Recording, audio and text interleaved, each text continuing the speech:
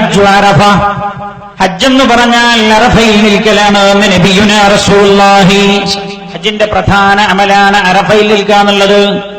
ശാരീരികമായും മാനസികമായും നമ്മൾ അതിനു വേണ്ടി തയ്യാറാവണം. കാരണം അറഫ കഴിയുമ്പോഴേ ഹാജിമാർ മാനസികമായും ശാരീരികമായും ക്ഷീണിച്ചു പോകും. അതാണ് അറഫ.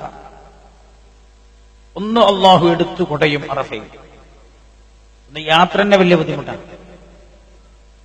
യാത്ര തന്നെ അങ്ങനെ ചിലപ്പോ ചില യാത്രാ സംഘത്തൊക്കെ അള്ളാഹുട് പരീക്ഷിക്കും. എനിക്കൊരു അനുഭവം തന്നെ. ഒരിക്കൽ ഞങ്ങളുടെ കൂടെയുള്ള ഒരു ബസ്സിൽ എല്ലാ വലിയ വലിയ അമീർമാരും ഇതിന്റെ കമാൻഡർമാരും ഒക്കെ ഉള്ള ഒരു ബസ്സാണ്. 5-6 ആൾക്കാർ ചുമതലയുള്ളവർ തന്നെ ഉണ്ട്. ബാക്കി 50 ഹാജിമാരും. ഈ ബസ്സാണ്ട് വഴി തെറ്റി. രാത്രി 12 മണിക്ക് വഴിയാണ് തെറ്റിയിട്ട് അറഫയിൽ എത്തുന്നത് പിറ്റേന്ന് ഉച്ചക്ക് 11 മണിക്കാണ്. ഓരോരുത്തർ അറഫയിൽ ഇങ്ങനെ വരുമ്പോ ഓരോരുത്തരെ കണ്ണുമൂർ എത്രണ്ട് നിങ്ങള് ഒരു 35 കിലോ ഭാരം. എന്താ ആരും പഴപ്പിച്ചതല്ല, അവരാണ് പഴച്ചു പോകണം. പഴച്ചിട്ട് അവർക്ക് വഴി മനസ്സിലാവുന്നേ ഇല്ല. എങ്ങനെയായിട്ടും ഡ്രൈവർക്ക് വഴി തിരിയുന്നില്ല. ഒരു സ്ഥലത്ത് പോകുമ്പോൾ വേറെ സ്ഥലത്തേക്ക് എത്തണേ, വേറെ സ്ഥലത്ത് പോകുമ്പോൾ വേറെ അങ്ങനെ. റോഡുകളുടെ സ്ഥിതി അങ്ങനെ പല രീതിയിലുണ്ടോ, ദുഷ്കരാണ്. മാനസികമായും ശാരീരികമായും ക്ഷീണിച്ചു. അറഫ കഴിഞ്ഞിട്ട് മുസ്ദലിഫയിലേക്ക് യാത്രയുണ്ട്. വല്ലാത്ത ദുഷ്കരമായ യാത്രയാണത്. അല്ലാഹു എളുപ്പമാക്കി തരട്ടെ. അപ്പൊ ഈ അറഫക്ക് വേണ്ടി മാനസികമായി ഒരുങ്ങാന്ന് പറഞ്ഞാൽ എന്താ? പൂർണ്ണമായി തൗബ ചെയ്ത് അറഫയുടെ മണ്ണിൽ നമ്മൾ പോയി നിൽക്കുന്ന സമയത്ത് അള്ളാഹു നമ്മളെ സ്വീകരിക്കുന്ന കോലത്തിലാവണം. നബി സല്ലല്ലാഹു അലൈഹി വസല്ലം തങ്ങൾ അറഫയെ കുറിച്ച് പറഞ്ഞത്, ഒരാൾ അറഫയിൽ എന്നിട്ട് അള്ളാഹു അയാൾക്ക് പുറത്തു കൊടുത്തിട്ടില്ല എന്ന് വിശ്വസിക്കലാണ് ഏറ്റവും വലിയ തെറ്റ്. ഞങ്ങൾ ആ സ്ഥലത്തേക്ക് നമ്മൾ പോകുമ്പോൾ അള്ളാഹു എത്തിച്ചു തരട്ടെ. ഒരാൾ അറഫയിൽ നിന്നിട്ട് അയാൾക്ക് അള്ളാഹു പുറത്തു കൊടുത്തിട്ടില്ല എന്ന് വിശ്വസിക്കലാണ് ഏറ്റവും വലിയ തെറ്റ്. നബി സല്ലല്ലാഹു അലൈഹി വസല്ലം തങ്ങൾ പറഞ്ഞു, അള്ളാഹു തന്റെ മലക്കുകളെ നോക്കിയിട്ട് അഭിസംബോധനം ചെയ്യുമത്രേ, അതോനി ശുഹസൻ ഉബറാ, എന്റെ അടിമകളതാ എന്റെ തൃപ്തി തേടി ചളി പുരണ്ടവരായും മുടി ജട പിടിച്ചവരായും വന്നിരിക്കുന്നു. മലക്കുകളെ ഉഷ്ഹിദുകും അന്നീ ഖദ ഗഫറതു ലഹും, ഞാൻ ഓൽക്കൊക്കെ പുറത്തു കൊടുത്തിട്ടുണ്ട്, നിങ്ങളെ ഞാൻ സാക്ഷിയാക്കുകയാണ്. മലക്കുകളെ അറഫയിൽ നിന്ന് മുഴുവൻ ആളുകൾക്കും അള്ളാഹു പുറത്തു കൊടുക്കുന്ന അള്ളാഹു മണ്ണിൽ നമ്മളെ എത്തിച്ചു തരട്ടെ. നബി പറയാണ് സല്ലല്ലാഹു അലൈഹി വസല്ലം, പിശാച് വല്ലാതെ അവശനായി പോകുന്ന ദിവസമാണത്. വല്ലാതെ സൃഷ്ടിച്ച് അവസനായി പോകുന്ന ദിവസമാണ് പിശാച്. ദുൽഹിജ്ജ 9 അറഫ. കാരണം മൗഖിഫിൽ നിന്ന് എല്ലാവർക്കും അള്ളാഹു പുറത്തു കൊടുക്കുന്നു എന്നത് തന്നെയാണ് അതിന്റെ കാരണം എന്നാണ്. അപ്പൊ അങ്ങനെയുള്ള ഒരു ദിവസത്തിന് വേണ്ടി നമ്മൾ ഒരുങ്ങുക. ശാരീരികമായി ഒരുങ്ങാം, മാനസികമായി ഒരുങ്ങാം. തൗബ ചെയ്യാം. പൂർണ്ണമായും തൗബ ചെയ്ത് ദിക്റിലും ഇസ്തിഗ്ഫാറുമായി കഴിഞ്ഞുകൂടുക. അങ്ങനെ ദുൽഹിജ്ജ 9 സുബഹി നിസ്കാരം കഴിഞ്ഞ് സൂര്യോദയത്തിന് ശേഷം മിനയിൽ നിന്ന് അറഫയിലേക്ക് പുറപ്പെടുക.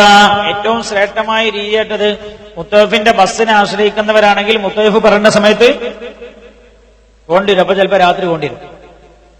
ആ ബസ് ആശ്രയിക്കുന്നവരാണെങ്കിൽ ഒരാൾ നടന്ന് ചെയ്യാൻ, നിങ്ങൾ അജ്ജിന് കൊണ്ടോ? നീലക്കുപ്പാൻ കൊണ്ടോ? നിങ്ങൾക്ക് എത്ര വയസ്സ്?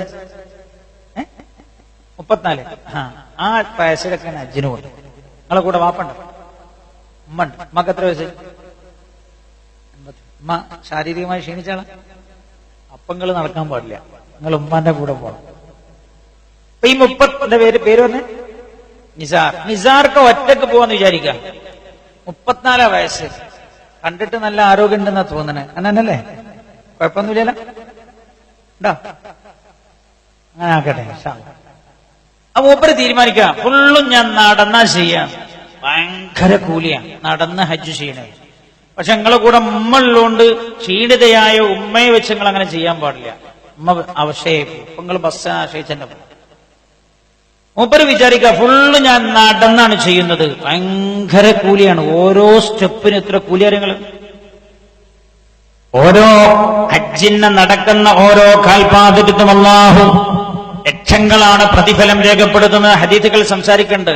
മൻ സവാബു മൻ ഹജ്ജമാഷിയൻ. എന്റെ അടുത്തൊരു കിതാബുണ്ട്, ഹജ്ജിന്റെ പ്രതിഫലങ്ങൾ പറയുന്നൊരു കിതാബ്. എറിഞ്ഞാൽ ഇന്നത്, മുടി കളഞ്ഞാൽ ഇന്നത് ഒക്കെ പറയുന്നൊരു കിതാബുണ്ട്. നമ്മളൊന്നും പറയണേ ഇല്ല, നമ്മള് കർമ്മം മാത്രം ടച്ച് ചെയ്ത് പോവാം. അതിലുണ്ട് നടന്നു ഹജ്ജ് ചെയ്താൽ സവാബു മൻ ഹജ്ജമാഷിയൻ, നടന്ന് ഹജ്ജ് ചെയ്ത ആളുടെ കൂലി എന്ന് പറഞ്ഞൊരു അധ്യായം തന്നെയാണ്. നടക്കാൻ ഒരാൾ തീരുമാനിച്ചാൽ എല്ലാ കാര്യം പൂർണ്ണമായി ചെയ്യാൻ കഴിയും.